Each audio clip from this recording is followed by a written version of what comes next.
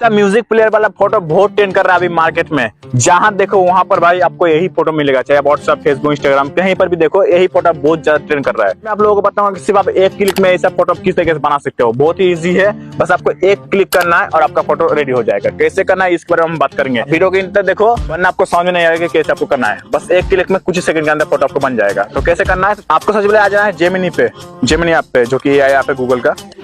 उसके बाद आपको क्या करना है, गूगल में आपको यहाँ पर देखिए आपको ऐसे एक इंटरफेस ओपन होगा।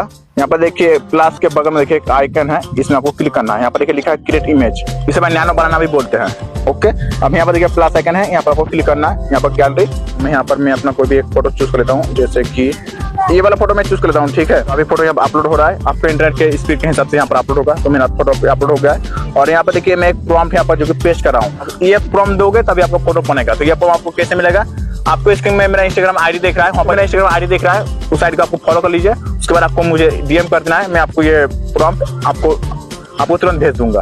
ठीक है, तो इस प्रॉम्प्ट को यहाँ पर पेस्ट करने के बाद यहाँ पर आपको इसको सेंड कर देना है। यहाँ पर अभी क्रिएट हो रहा है। तो गाइस देखो फोटो मेरा बन गया है, देखो कितना सुंदर देखो लग रहा है फोटो। देखो इस तरीके से इजीली ये फोटो ऐसा बना सकते हो।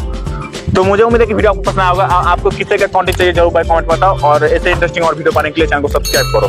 दोस्तों मिलते हैं आपसे अगले। गुड बाय, जय हिंद, बंदे मातरम।